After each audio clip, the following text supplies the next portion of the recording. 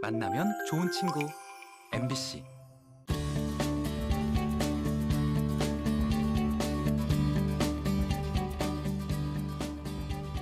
네, 여러분 안녕하세요. 제주가 눈에 보이는 방송 제주엔 오늘도 알찬 소식들과 함께 인사드립니다. 네, 이제 본격적인 여름 휴가철이 다가오면서 우리 제주를 찾는 관광객분들도 부쩍 늘었는데요. 네. 근데 이렇게 즐겁고 행복하게 여행을 하다가 갑자기 밤에 병원도 다 불이 꺼진 밤에 갑자기 아프면 정말 난감하잖아요. 정말 난감합니다. 네. 이런 일 있으셨어요? 그럼요. 아이 키우다 보면 아마 이런 일, 아마 관광객들만 아니라 도민들도 아마 이런 경험 있으시지 않을까 하는 생각이 드는데, 이게 갑자기 아이가 아프면요, 괜히 불안해지고 어떻게 하지 이런 고민할 때가 있거든요.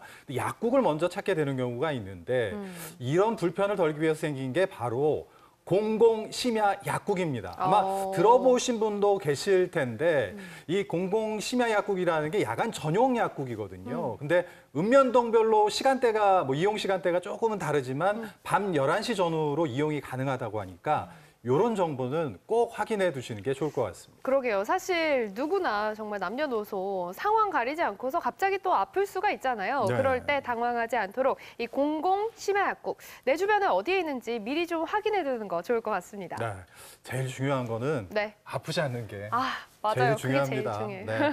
자, 우리 모두 이렇게 건강한 여름을 잘 보내길 바라면서 제주엔 본격적으로 시작해 보겠습니다. 네, 첫 소식은요. 한 주간 어떤 이슈들이 있었는지 키워드로 알아보는 시간입니다. 오민경 리포터와 오늘도 함께할게요. 어서 오세요. 네, 안녕하세요. 안녕하세요. 네, 오민경입니다. 반갑습니다. 네, 이번 주의 키워드도 정말 궁금해요. 네, 이번 주는 조금 특별하게 한번 시작을 해보려고 해요. 네. 왜 지난 한 주 너무 더웠잖아요. 그렇죠. 폭염은 기본이고 네. 그리고 갑자기 폭우까지 좀 쏟아지면서 사고 소식도 들려오긴 했는데 그러게요. 예. 그래서 지난 한 주가 조금 더 안전에 대해서 그 어느 때보다 관심이 많았던 그런 한 주기도 했습니다. 네, 앞서 얘기하신 것처럼 정말 이 무더위 두고서 온열 질환자가 참 많았어요. 네. 특히 제주는 이렇게 밭에서 일하시는 분들도 많이 계시잖아요.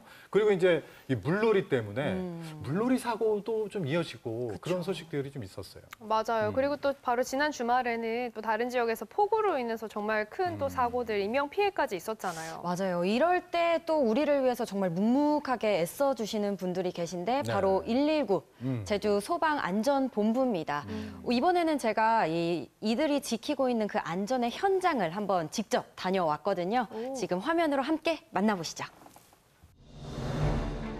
예고 없이 찾아오는 응급 상황. 그 일은 언제 어디서든 누구에게나 일어날 수 있습니다. 건강하던 강옥님에게도 어느 날 갑자기 응급 상황이 발생했는데요. 원래 제가 응급실에서 일하고 있고 쉴 때마다 산에 가서 멧돼지를 포획하고 있는 멧돼지 포획단이거든요. 네네네. 한라산 중산가에서 잡아가지고 사실 끌고 내려와야 되는데 다음날 새벽에 그냥 갖다 주면 되는데 욕심이 더 생겨서 한 마리 더 잡고 가자. 그러면서 이제 수학교 둘레길까지 가서 거기서 다시 한 마리 또 잡고 내려오는 도중에 제가 너무 힘들어서 의식이 가물가물해졌어요. 갑작스러운 심정지. 하지만 119 구급차가 도착하길 마냥 기다릴 수는 없었는데요. 그의 생명을 살리기 위해 곁에 있던 동료가 심폐소생술을 시작했습니다. 한 30분 넘게 했대요, 혼자.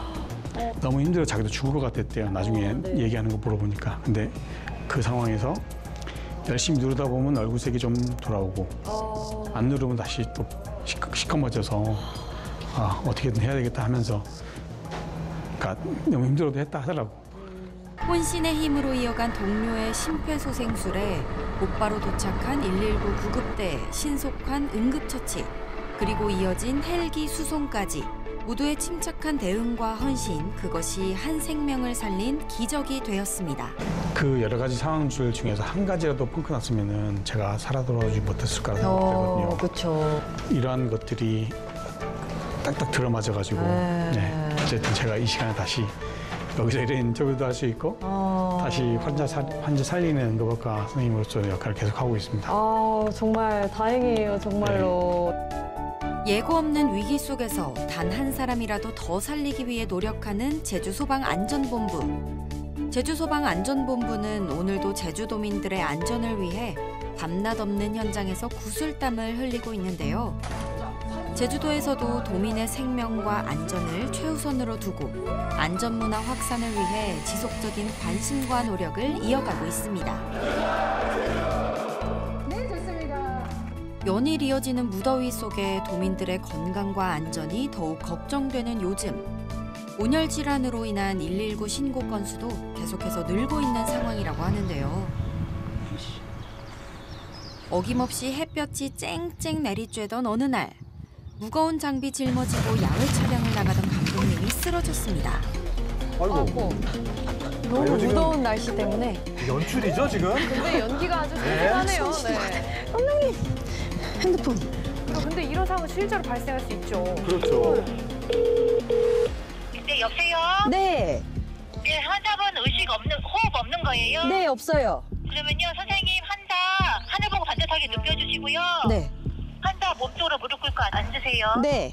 저 속도에 맞춰서 눌러주세요. 하나, 둘, 셋, 넷. 5, 6, 7, 8, 9, 10. 선생님, 네, 계속 눌러주시고요. 네. 심폐소생술 교육 받으신 적 있어요? 아 없어요. 아, 네. 그러면은요, 영상으로 네. 전화할게요. 환자 상태 보여주세요. 네. 손 깍지 끼시고요. 신고만 하면 셋, 끝인 줄 넷, 알았는데 다섯, 신고부터가 저렇게 시작이더라고요. 직접 보면서 하기 전까지 계속 119 상황실에서는 영상 통화를 통해 환자 상태를 확인하면서 지침을 내려주는데요. 보고 따라할 수 있는 동영상 가이드도 보내주셔서 어렵지 않게 따라할 수 있었습니다. 하나, 둘, 저렇게 영상도 셋, 보여주는 넷, 거예요? 다섯, 여섯, 일곱, 여덟. 깨어났어요. 네, 아, 네네네. 제가 살렸어요. 감사합니다. 연기를 감독님 굉장히 진심으로 하시는 것 같아요. 예. 구급차가 도착하기 전까지 영상 통화를 통해 환자 상태를 확인하고 지침을 내려주는데요. 이런 빠른 응급처치 덕분에 환자들의 골든타임을 확보할 수 있다고 합니다. 실제 상황이거든요. 이 아, 지금 영상은 실제 상황이에요? 네, 네. 지난 6월 30일 전국에서 처음으로 하트사이버의 날 기념식이 제주에서 펼쳐졌는데요. 심정지 환자의 생명을 구한 시민과 구급대원들이 한자리에 모였습니다. 하트사이버란 심정지 환자를 살린 영웅을 말하는데요. 정말 기적을 만들어낸 분들이네요. 이렇게 심정지 환자를 살리고 싶다, 심폐소생술에 대해서 제대로 배우고 싶다 생각하신다면 제주 안전체험관으로 가면 됩니다. 제주 안전체험관에서는 심폐소생술은 물론 21개 상황에 맞는 안전교육을 받을 수 있다고 합니다. 가장 중요한 게 이 네. 멈춘 심장을 살리려면 네. 심장에 있는 위치를 먼저 잘 아셔야 돼요. 오, 네, 네, 네. 본인 심장 어디 있는지는 알고 계시나요? 왼쪽? 가슴 왼쪽이라고 많이들 알고 네. 계시는데 가슴 왼쪽 아닙니다. 어. 가슴 가운데에 심장이 위치해 있습니다. 오, 그래서 네네네. 심폐소생술 할 때는 이 가슴 가운데를 찾는 게 중요한데 정확한 위치는 명치를 기준으로 위쪽으로 네. 3에서 5cm 지점을 눌러주시면 되겠습니다. 네, 아까 한번 손 모양 한번 해보실래요? 네, 손이 지금 이렇게 위에다가 포개져 있죠? 네. 이렇게 하시면 안 됩니다. 오. 왜 안 되냐면 이렇게 포갠 상태로 가슴을 누르게 되면 이 가슴 면적 전체를 누르게 됩니다. 이러면 갈비뼈가 손상을 입기 때문에 최대한 손 끝부분을 이용해서 가슴 가운데만 눌러주셔야 돼요. 그리고 팔꿈치가 지금 구부러져 있잖아요. 이러면은 안 되시고 팔꿈치를 쭉 핀 상태로 가슴을 눌러야 최대한 강한 힘으로 눌러줄 수 있고요. 아시겠죠? 네. 자, 한번 10번 해보겠습니다. 준비.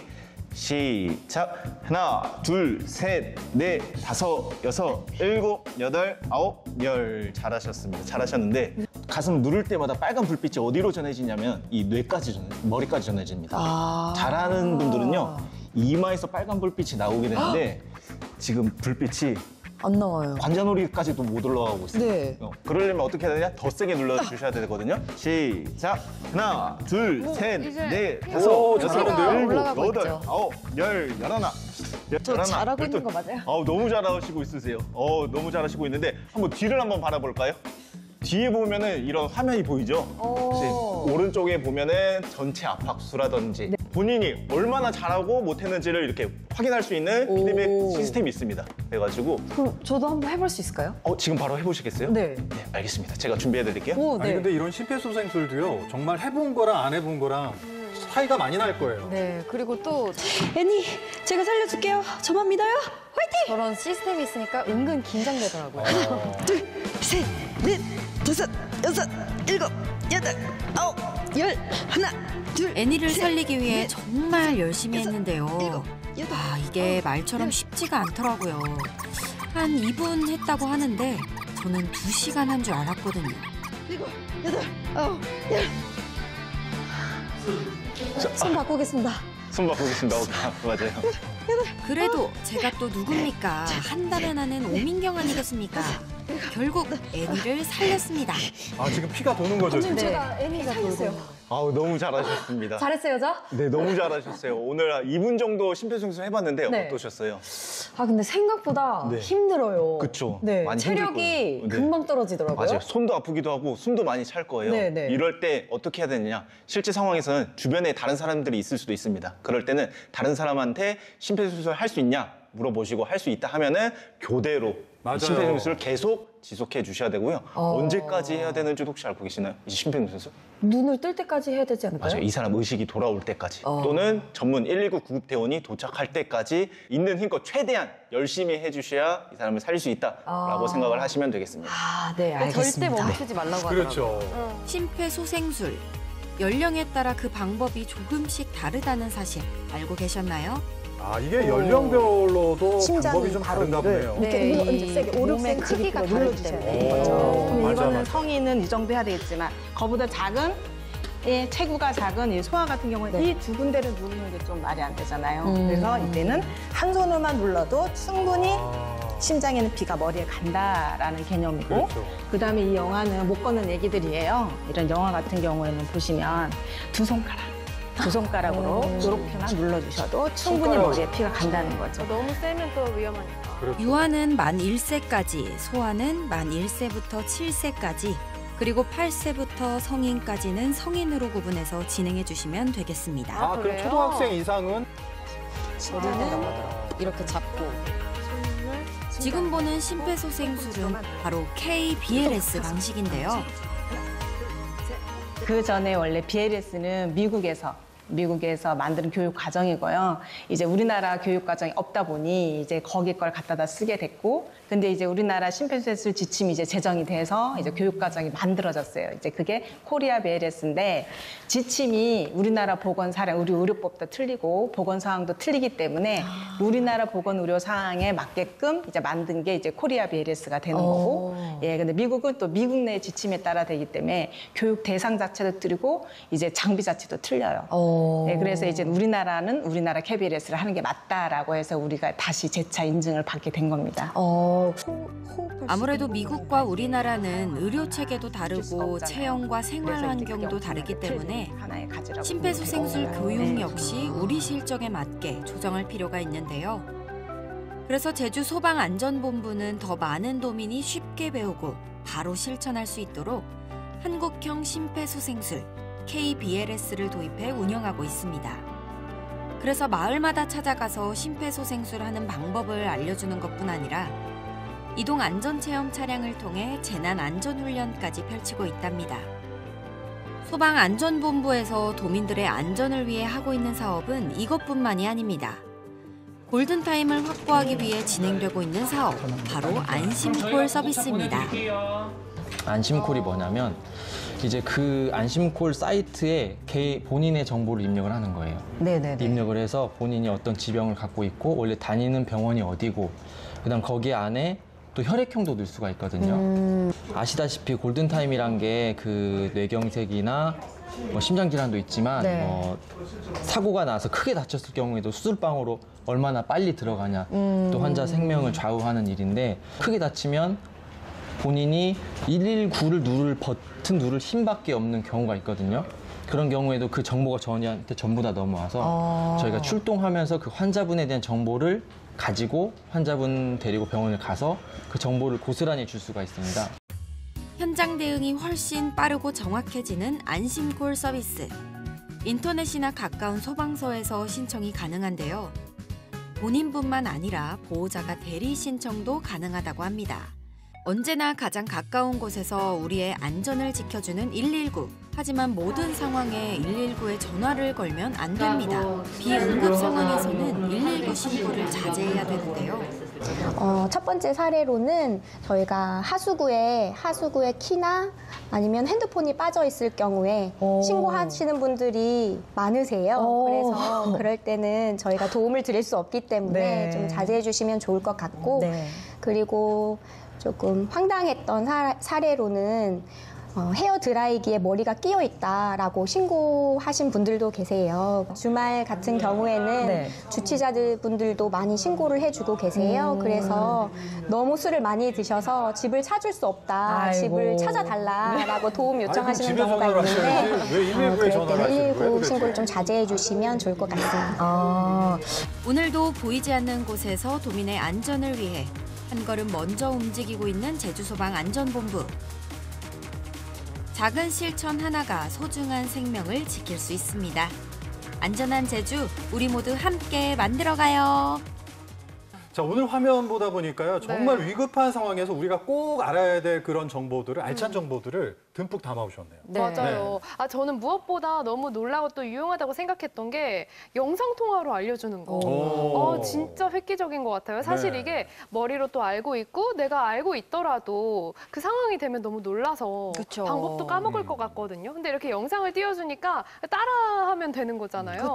또 내 상황을 알려주고 공유할 수 있으니까 너무 좋은 것 같다는 생각이 들었어요. 네, 맞아요. 이런 시스템을 또 미리미리 알고 있으면 골든타임을 확보하는 데 정말 도움이 된다고 하더라고요. 그리고 심폐소생술을 또 배우고 싶다 하시는 분들은 아까 영상에 나왔듯이 제주 안전체험관에 가셔서 누구든지 배울 수가 있고 뭐 단체나 마을에서 배우고 싶다 하시는 분들은 이동이 가능한 이 안전 차량을 또 이동시켜서 배워준다고 하니까요. 이 부분은 좀 참고해 주시면 좋을 것 같습니다. 그리고 아까 나왔던 안심콜 서비스. 이 안심콜 서비스는 정말 중요한 것 같습니다. 사전 등록을 해놓으면 119에 신고를 했을 때 바로 대응을 할 수 있고 아까 잠깐 그 얘기해 주셨지만 아무 소리를 안 내도 바로 대응을 해준다면서요? 네, 맞아요. 저도 그래서 이 현장 마치자마자 바로 등록을 했거든요. 근데 인터넷으로 정말 간단하게 등록을 시킬 수가 있어요. 그래서 내가 평소에 앓고 있던 뭐 질환이라던가 먹고 있던 약이라던가 뭐 혈액형 그리고 자주 가는 병원 같은 거를 입력을 해서 응급 상황이 생겼을 경우에는 조금 신속하게 대처를 할 수가 있고 그리고 또 하나는 그 보호자의 연락처를 입력할 수 있습니다. 그래서 보호자에게 연락을 취해야 되는 긴급한 상황인 경우에는 119 구급대원이 보호자에게 연락을 빠르게 또 취할 수도 있는 거죠.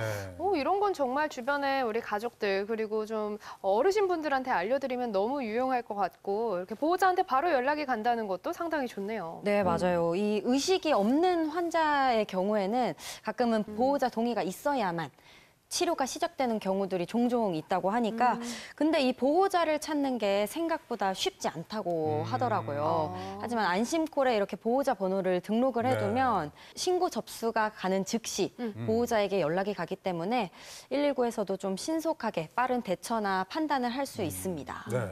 이게 뭐 등록하는 게 어렵지 않은 거거든요. 그러니까 미리미리 해놓으면 되는 거고 이 작은 일일 수도 있거든요. 이 작은 이런 실천 하나가 위급할 때 생명을 살릴 수 있다는 거 그리고 내 가족, 내가 될 수 있다는 거 이거 생각하신다면 미리미리 확인해 보시는 게 좋을 것 같네요. 네, 맞습니다. 요즘 또 더위도 너무 심해지고 있기도 하고 그리고 이 긴급 상황이라는 게 누구에게나 좀 긴급하게 언제든지 발생할 수 있는 상황이기 때문에 이 영상을 보시고 좀 다 인지를 해주셔서 여러분들도 기억 꼭 해주셨으면 좋겠습니다.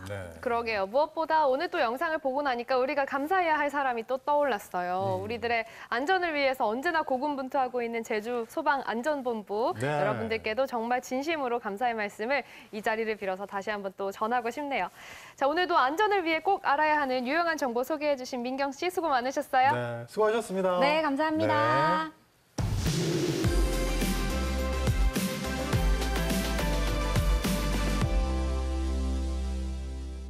자, 이번에는 제주 곳곳의 소식을 발빠르게 전해주는 좌영국 리포터와 함께하는 시간입니다. 안녕하세요. 안녕하세요. 반갑습니다. 네, 좌영국입니다. 자, 오늘은 어떤 특별한 곳을 소개해 주실 건가요? 이번에 제가 다녀온 곳은 네. 그곳을 다녀온 후로 정말 중대한 결심을 하게 됐는데요. 중대한 결심. 헤어질 결심. 헤어질 결심이요? 누구랑요? 과연 어떤 곳과 헤어질 결심을 하게 됐는지 화면으로 만나보시죠. 오늘은 다양한 국제회의와 전시가 열리는 제주 국제 컨벤션 센터를 찾았습니다. 네, 요즘 어딜 가나 플라스틱 쓰레기들이 굉장히 넘쳐나고 있습니다. 뭐 빨대, 뭐 봉지, 컵 할 거 없이 이런 간단히 쓰고 버려지는 이런 플라스틱 쓰레기 때문에 우리 바다에 있는 동물들이 굉장히 상처 입고 너무 힘들어하고 있어요. 이런 플라스틱 제로 해법을 모색하기 위해서 오늘 굉장히 많은 분들이 모였다고 하는데요. 오, 어린아이들도 있고요. 막. 저와 함께 그분들 만나러 가보실까요? 가보시죠. 제주와 떼려야 뗄 수 없는 환경 문제. 국제사회와 연대해 기후위기 해법을 논의하는 포럼이 열렸는데요. 정말 이 제주와 환경은 때려야 뗄 수가 없잖아요. 바로 환경에 대한 정책을 논의하고 공유하는 제주국제환경플러스 포럼입니다. 기후위기가 심화되고 있는 상황에서 태평양 연안에 위치한 제주도도 그 피해에서 벗어날 수가 없습니다. 그렇기 때문에 기후위기를 대응하기 위한 다양한 프로그램이 준비가 돼야 되고, 그러려고 하면 탄소 중립을 전 도민적으로 준비하지 않으면 안 되는 상황입니다. 특히 또 플라스틱과 관련된 위기도 더욱더 가중되고 있는데, 지금까지는 이제 화석 연료에 기반한 에너지 정책, 전기 정책을 썼다면 이젠 재생에너지 기반의 에너지로 완전히 탈바꿈 시키겠다는 겁니다. 이렇게 선순환 모델이 만들어지게 되면 저희도에서는 충분히 탈플라스틱이 가능하다는 걸 보여주기 위한 핵심 의제가 되겠습니다. 이번 포럼에서는 탈플라스틱을 실현하기 위해서 다양한 이야기와 실천 방법들이 오갔습니다. 버려지는 자원을 다시 쓰는 재활용 사례부터 지역사회가 함께할 수 있는 실천 방법들도 소개됐는데요. 포럼을 공동 주최한 한국환경공단은 국제사회가 힘을 모아 행동해야 한다고 강조했습니다. 학술적인 논의와 병행해서 한 5년 전부터 저희와 제주도가 같이 여러 과제들을 함께 수행을 하고 있고, 특히 이번 행사는 우리가 모두 지금 행동을 해야 될 때다. 많은 국제 단체나 환경 단체에서도 말로만 하지 말고 이제는 행동할 때다라고 요구한 지가 꽤 됐습니다만, 아직도 우리 행동으로 이어지기는 좀 부족한 면이 있어서 이번에 주제를 모두가 행동하는 이런 포럼으로 정했습니다. 이번 포럼 주제에 맞춰 다양한 세션마다 환경을 위해 힘쓰는 환경가들의 생생하고 진솔한 이야기도 들을 수 있었는데요. 사실 제주라는 지역이 가지고 있는 특색 또 특성이 이 자연 환경이라고 생각을 합니다. 그런 부분에서 제주대학이 먼저 앞장서서 이런 환경에 대한 아젠다를 좀 제시를 하면 적극적으로 의견도 제시해 주시고 함께 동참해 주시면 감사드리겠습니다. 멋있는 학생이에요. 우리가 사실 환경 문제가 되게 중요하다고는 알고는 있지만 내가 행동하지 않거나 누가 해주겠지, 뭐 관이해주겠지 이렇게 자꾸 또 이렇게 미루는 경향이 있잖아요. 그래서 바로 지금 행동하자라는 에코 나오고 제주에서 에코 나오가 돼야 되지 않을까 그런 그렇죠. 생각이 들고요. 세상을 바꾸는 즐거운 이 노래는 환경 실천을 재밌게 알리기 위해 하지원 대표가 만든 에코송인데요. 온라인에서 큰 화제를 모으기도 했습니다. 이게 뭐 에코송인가요? 에코송이에요. 나무의 날 목요일은 일회용품 안 쓰기 세상을 바꾸는 즐거운 습관 365 에콜라이프 노래 좋은데요? 이게 SNS에서 많이 나왔던 것 같은데. 그러게요. 좀 들어본 것 같아요. 포럼에는 활동가뿐만 아니라 청소년, 학계, 기업 등 다양한 분야의 연사들이 한자리에 모였습니다. 그중 반가운 얼굴 쓰저씨로 불리는 김석훈 배우의 강연도 잠시 들어볼까요? 환경 문제는 편리함을 추구하는 사람한테 너 불편하게 살아야 돼, 너 욕심을 버려, 이거 굉장히 어려운 말이거든요. 굉장히 젠틀하게 접근하셔야 돼요. 막 어려운 수치를 들면서 너 때문에 지구가 이렇게 되는 거야 이렇게 얘기하면 헛방귀입니다. 너무 어렵게 가면 절대 안 된다고 생각하고요. 무조건 재밌게 웃기게 하면서 결국엔 중요한 메시지를 저는 전달해야 된다고 생각하고 있습니다. 역시 김석훈 배우다운 재밌는 강연이었습니다. 재미있게 얘기해 주시네요. 그러게요. 귀에 네. 쏙쏙 들어오는데요. 포럼 기간 내내 행사장 곳곳에서는 체험 부스와 홍보관이 운영됐는데요. 이 포럼에 어린이들도 참가를 했군요. 엄청 많아요. 그중에서도 눈길을 끌었던 건 아이들이 직접 만든 작품과 해설 부스였습니다. 지금부터 관람 센서와 우리가 너무 만든 귀여워. 부스에 대해 알려드릴게요. 우리들의 이야기를 잘 들어주세요. 첫 번째, 빠밤. 플라스틱 제로존. 여기에는 우리가 어린이집에서 어떤 활동을 했는지 전시되어 있답니다. 해설반 친구들은 무엇을 했나요? 해설반 친구들은 재활용 연구소를 만들고 환경 지킴이 노래도 만들었다고 해요. 이것은 해밀반 친구들이 만든 동화랍니다. 책 제목은 삐용삐용 흙을 지키는 흙경찰들이에요. 저도 읽어봤는데 정말 재밌더라고요. 말을 어떻게 이렇게 잘해요? 너무 진행을 잘하는데요. 병뚜껑 알까기부터 보드게임까지 이 모든 걸 아이들이 직접 만들고 부스도 척척 운영해서 정말 놀랐답니다. 똑똑! 여기 담당자가 누구예요? 어머. 어떻게 하는 건지 설명해 주세요. 카드를 보지 않고 여기에 손을 넣어서 한 개만 뽑아서 저한테 주세요. 알겠습니다. 와, 자, 여기 있습니다. 7살 친구들은 무엇을 알아보았나요? 7살 어린이들은 무엇을 만들었나요? 무엇을 배웠나요? 재활용이요. 네, 틀렸어요. 다시 재활용이요. 네, 분리수거요. 아이고 3번 연속 틀렸어요 지금. 과연 정답이 뭘까요? 플라스틱. 정답이에요. 고마워요. 정답을 했는데 그러면 상품이 있어야 되는 거 아니에요? 아니요. 상품이 없어요? 상품 있어요. 키링이요. 나는 호랑이? 무지개가 보이는데? 무지개? 우와, 무지개 너무 이쁘다. 저게 혹시 플라스틱으로 한채원 만든 거예요? 건가요 혹시? 음료수 뚜껑을 이용한 한채윤이 만들었어. 너무 예쁘다. 우와, 너무 이뻐요. 이게 왜 섞여 있지? 콜라 병뚜껑이에요. 예, 저는 거의 작가의 작품이네요. 이거 그러면 삼촌이 가져가도 돼요? 네. 고맙습니다. 선물 받았어요. 또 다른 부스에서는 저의 눈을 사로잡는 기계가 있었는데요. 아이고, 안녕하세요. 반갑습니다. 안녕하세요. 우와, 지금 엄청난 기계가 이거 우리 어린 시절에 명찰 팔러 가면 이런 거로 막 만들어주고 그리고 우리 동네에 그 도장 팔러 가면 도장 아저씨가 이런 비슷한 기계가 좀 있었는데 네. 어떤 기계인가요? 이 기계는 플라스틱 사출기기라고 합니다. 플라스틱 사출 기계. 플라스틱을 사출한다. 또 이렇게 만들어낸다, 빼낸다? 뭐 이런 느낌인가요? 네, 맞습니다. 그 중에서 저희는 그냥 플라스틱이 아니고 우리 지역에 버려지는 폐플라스틱 병뚜껑을 재료로 이용해가지고 업사이클을 하고 있어요. 병뚜껑 저 엄청 많이 버린 것 같은데 뜨끔합니다.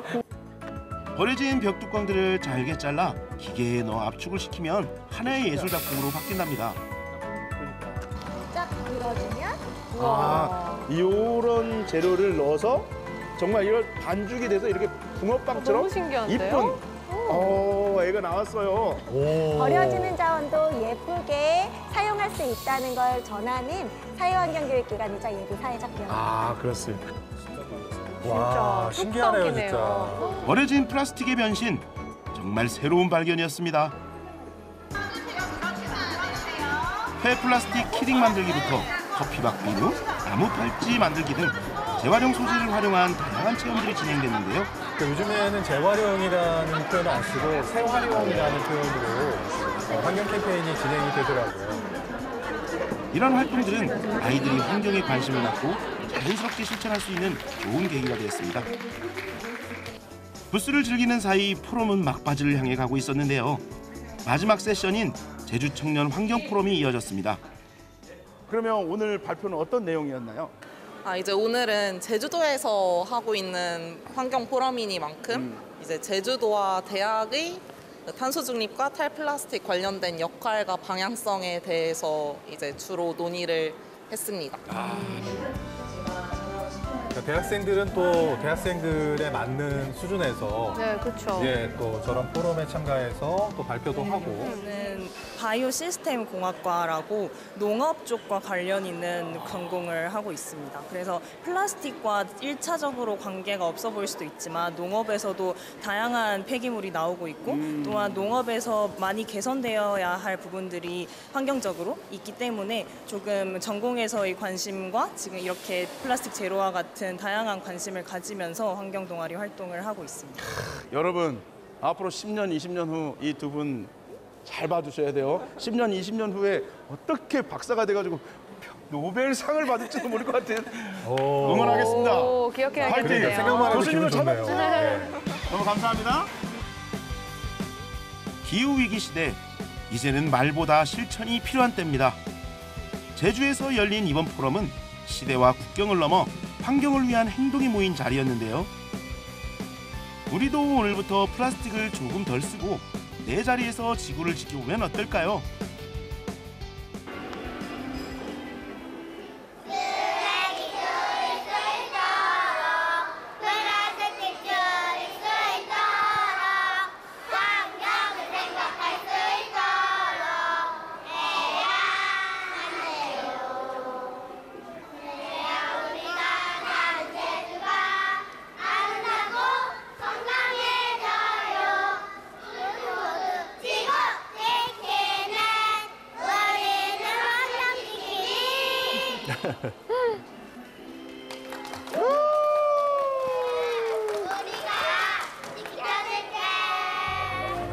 우리 모두가 환경 지킴이가 돼야 되겠죠?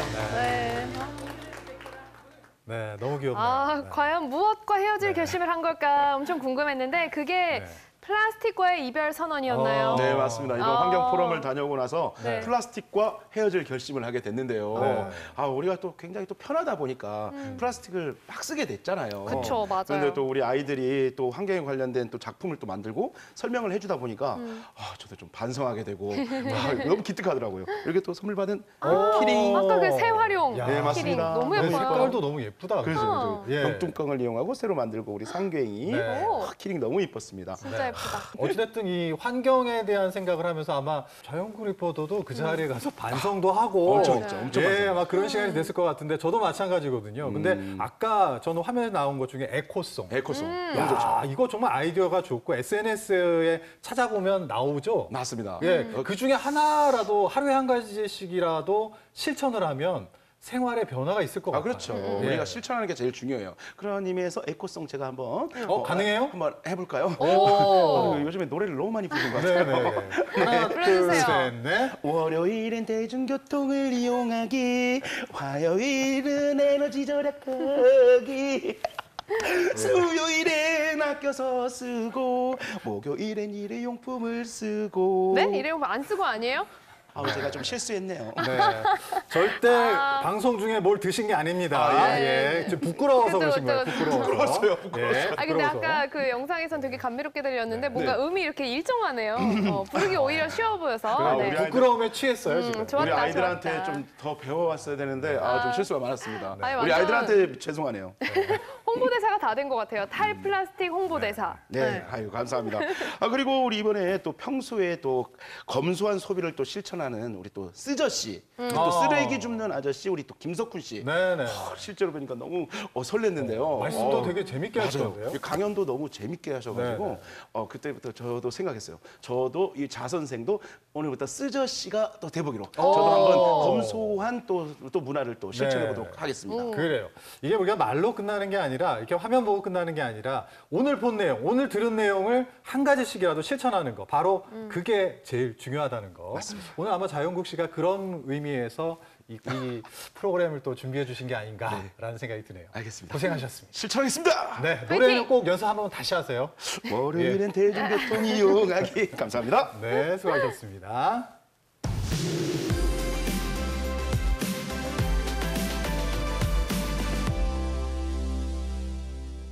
네, 계속해서 이번 한 주 제주 지역에서 어떤 일들 있었는지 살펴보는 시간입니다. 제주의 소리 박성호 기자님과 함께할게요. 어서 오세요. 네, 안녕하십니까? 네, 안녕하세요. 자, 오늘은 어떤 소식을 좀 먼저 전해주실 건가요? 네, 이번 주부터 이제 정부가 추진하는 민생회복 소비 쿠폰이 순차적으로 지급이 되고 있죠. 네. 1인당 15만 원에서 이제 소득 기준에 따라서 최대 40만 원까지 지급되고 있는데 일단 제주를 포함한 비수도권에는 이제 3만 원이 추가돼서 이제는 최소 18만 원에서 최대 43만 원까지 지급이 한창입니다. 신청 방식은 뭐 신용카드나 체크카드 포인트 아니면은 선불카드로도 이제 신청이 가능하다는 점. 지난주 2주의 시간을 통해서도 소개해드린 바 있었는데요. 이미 신청을 완료하고 사용 중이신 분들도 계실 겁니다. 또 이제 출생연도 끝자리가 뭐 5나 뭐 0으로 끝나시는 분들은 이제는 오늘 또 신청을 완료하신 분들도 있으리라 생각이 드는데요. 이제 혹시 아직 신청하지 못하신 분들도 이제 주말인 내일부터는 이제 언제든 접수가 가능하니 너무 늦지 않게 신청을 하시면 좋을 듯합니다. 제주에서 신청한 소비 쿠폰은 이제 지역 내에서만 사용이 가능하고요. 사용 기한은 11월 30일까지라는 점도 잊지 않으셨으면 좋겠습니다. 그래요. 근데 이게 뭐 신청 초기부터 많은 분들이 뭐 신청을 잘 하고는 있지만 이게 또 약간 부작용도 나타났어요. 일부 사람들이 뭐 인터넷상에서 이거를 거래를 한다던가 이런 것들 있죠. 그죠. 사실 이번 민생회복 소비 쿠폰은 이제 단어 그대로 민생회복을 위해서 지급되는 것이거든요. 이제는 즉 지역 상권에서 사용을 해야 이 지역에서 재화가 돌고 이로 인해서 이제는 경기가 살아날 것이라는 취지인데요. 예상됐던 걸림돌도 있었습니다. 먼저 민생 쿠폰을 이제 되파는 문제를 온전히 막을 수 없다는 점이 문제겠는데요. 유명 중고거래 플랫폼이 있지 않습니까? 여기를 좀 가만히 들여다보고 있으면 이 소비 쿠폰을 되팔겠다는 글이 종종 올라오곤 합니다. 뭐 15만 원어치 지류형 상품권을 뭐 13만 원에 팔겠다는 게시글도 있었고요. 또는 이제 18만 원어치 선불 카드를 15만 원 정도에 판매하겠다라는 글도 또 목격이 됐습니다. 소위 이 깡행위라고 부르죠. 현금 깡인 텐데 이 같은 문제 때문에 이 해당 플랫폼에서 일부러 뭐 소비 쿠폰이나 뭐 탐나는 전, 민생 회복 이런 단어가 들어가면은 글을 올리지 못하도록 이제는 조치를 해뒀는데요. 뭐 그렇다 보니 이제 이 검색어를 우회해서 뭐 탐나전, 뭐 탐점전, 뭐 탐나는 카드 이런 식으로 이제 게시글을 올리기도 하더라고요. 피해가려고. 네, 거래가 완료된 것인지 이제 금세 게시글이 내려가기도 했고요. 사실 여러 뉴스를 통해서도 이미 좀 안내가 됐을 텐데요. 이게 결코 가벼이 여길 문제가 아닙니다. 민생 쿠폰을 판매하는 행위나 또 판매하는 것을 사들이는 행위 역시 모두 불법에 해당됩니다. 보조금 관리법에 따라서 지원액을 전부 이제 반환할 수도 있고요. 제재 부과금이 부과될 수도 있다는 점 반드시 유념하셔야겠습니다. 네. 아무래도 소비 쿠폰 이게 지급 방식이 여러 가지다 보니까 여기서 생기는 혼선도 좀 있는 것 같아요. 네, 그렇습니다. 또 이제 논란이 된 사안 중 하나는 지류형 상품권의 적정성 문제입니다. 다른 지역과는 다르게 제주에서는 이제 민생 쿠폰의 일부를 지류형, 그러니까 종이로 된 상품권으로 지급했습니다. 이를 위해서 이제 43개 읍면동에 요 지류형 상품권 1만 원권이 2만 장 가까이 이제는 배부가 됐는데요. 신청자들이 모두 대부분 이제는 지류형 상품권을 원하면서 금세 동이 났고 또 형평성 문제로까지 불거졌습니다. 이게 그도 그럴 것이 이번 민생 쿠폰 사용 기한이 아까 설명드렸던 것처럼 11월 30일까지로 제한이 돼 있거든요. 그런데 이 지류형 상품권은 기존에 발급됐었던 상품권과 아무런 차이점이 없다 보니까 사용 기한이 추후 5년까지도 가능하도록 돼 있습니다.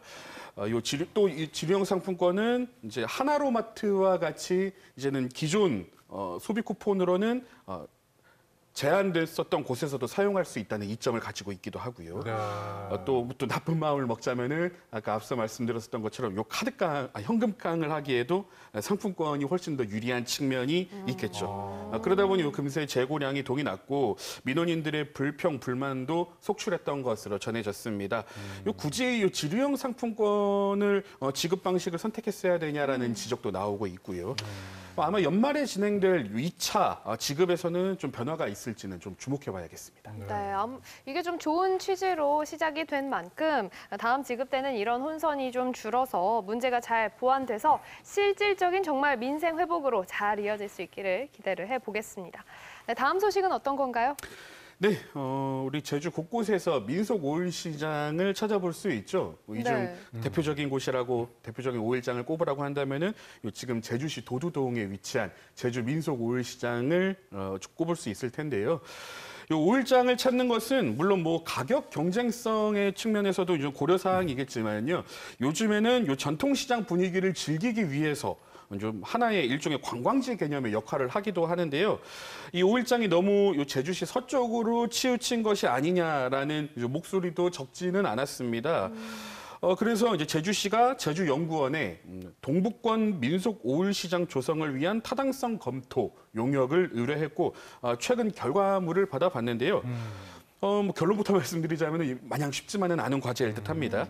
일단 용역진이 제주시 동북권 주민들을 대상으로 이제 수행한 이 설문조사를 보면은요, 동북권 오일장 신설에 찬성하는 의견이 더 많았습니다.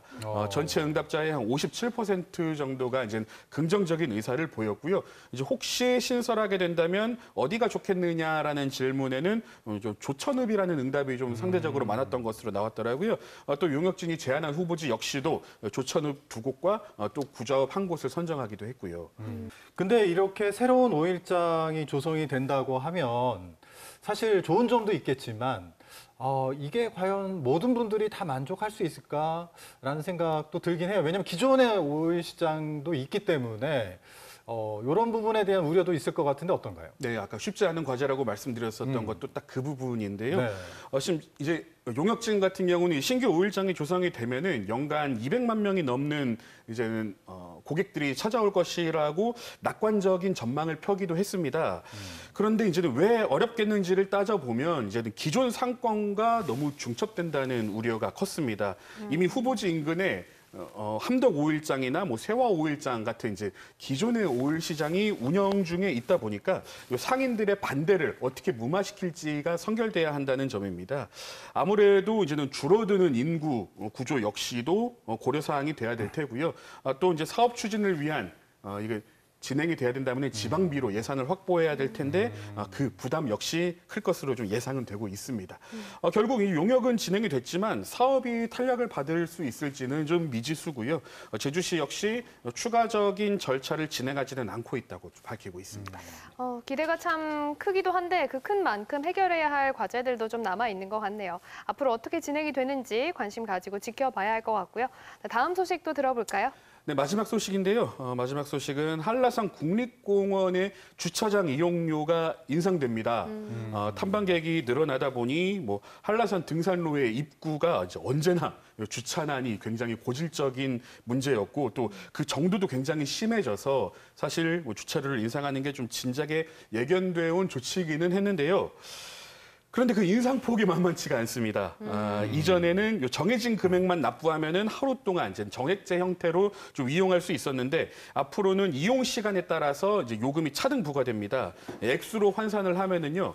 기존에는 이제 최대 3,700원이 하루 최대 주차료였는데 앞으로는 이게 2만 원까지 상승을 할 수 있습니다. 그러니까 구체적으로 어떤 부분에서 주차 요금이 변화가 생기는 거예요?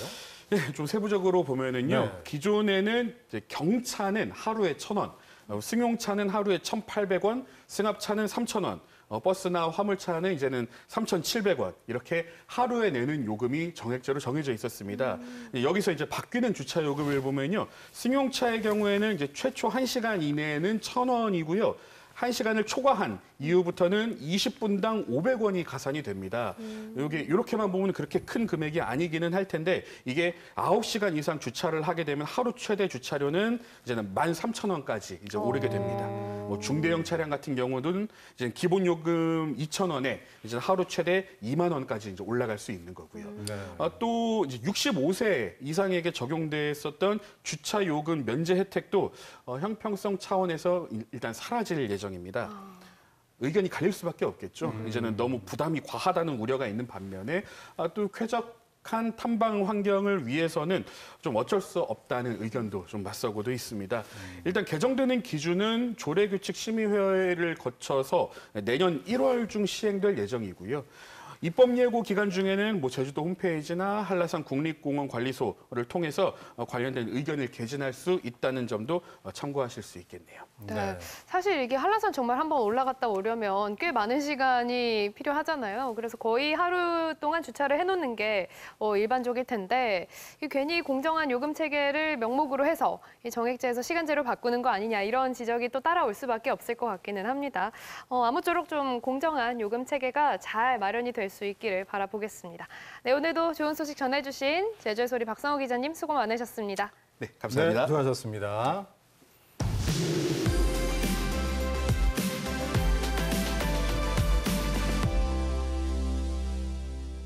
네, 계속해서 한 주간의 문화 소식 소개하겠습니다. 7월 27일 일요일 저녁 7시 2025 서귀포 원도심 문화 페스티벌 개막식이 이중섬로에서 펼쳐집니다. 이 축제는 11월 말까지 이어지는 지역 문화 축제인데요. 지역 예술인들과 청소년 동아리들의 공연이 마련되어 있습니다. 이번 개막식에는 청소년 뮤지컬과 K-팝 커버 공연 등 젊은 감성이 가득한 무대들 준비되어 있다고 하는데요. 친구들, 가족들, 연인들이 함께 찾아보셔도 좋을 것 같네요. 거리 예술인들을 위한 지원 사업도 시작됐습니다. 2025 버스킹 장비 지원 프로그램이 7월부터 11월 22일까지 운영되는데요. 버스킹 장비가 없는 제주 지역 뮤지션이라면 누구나 신청할 수 있고 공연 공간도 사전 예약을 통해서 최대 14일간 이용이 가능하다고 합니다. 예술을 거리로 끌어내고 싶은 뮤지션 분들 참여해 보시면 좋겠습니다. 제주 바다를 지키며 살아온 해녀들의 이야기를 듣는 시간, 해녀 불턱 토크쇼가 매달 마지막 주 수요일 오후 3시에 해녀 박물관에서 펼쳐집니다. 7월 30일에는 나는 해녀 작가라는 주제로 해녀이자 작가로 활동하는 분들의 진솔한 이야기를 들어볼 수가 있고요. 8월 27일에는 울릉도 독도 해역의 물질 경험을 나누는 시간이 마련됩니다. 삶과 바다 이야기가 궁금하신 분들 해녀 박물관으로 향해 보세요. 무더위를 알려줄 여름축제도 기다리고 있습니다. 8월 2일 토요일 오전 10시부터 밤 10시까지 2025 우도 하고수동 해수욕장 썸머 페스티벌이 열립니다. 지역 예술 공연과 불꽃쇼는 물론 이슬아 작가와 함께하는 토크 콘서트, 다양한 해양 체험 프로그램과 향토 먹거리까지 눈과 귀, 입이 모두 즐거운 여름날의 추억을 우도에서 만들어 보시기 바랍니다. 네, 아까 오프닝에서 얘기한 것처럼 이제 즐거운 여름 휴가철이 시작이 되었는데요. 네. 이럴 때 우리가 꼭 기억하고 하지 않아야 하는 게 있습니다. 네. 바로 음주운전인데요. 음주운전. 네. 음주운전은 정말 항상 하면 안 되는데 맞아요. 지금 8월 초까지 피서지와 관광지를 중심으로 또 유흥가를 또 중심으로 해서 집중 단속이 된다고 합니다. 네. 그리고 이륜차와 킥보드 같은 것도 또 단속을 하고요. 무엇보다 이 기초질서, 이 무단횡단 위반 같은 이런 기초질서 위반 단속도 이루어진다고 하니까요. 항상 명심하시고 무엇보다 앞서서 말씀드린 음주운전 행위는 절대 있어서는 안 될 것 같습니다. 맞아요. 이번 다가오는 주말도 음주운전 대신 안전운전, 행복운전 하시면서 즐거운 휴일 보내시기를 바라겠습니다. 네, 자 제주가 한눈에 보이는 방송 제주엔 오늘 저희가 준비한 소식 여기까지고요. 다음 시간에 더욱더 알찬 내용으로 다시 인사드리겠습니다. 함께해 주신 여러분 고맙습니다.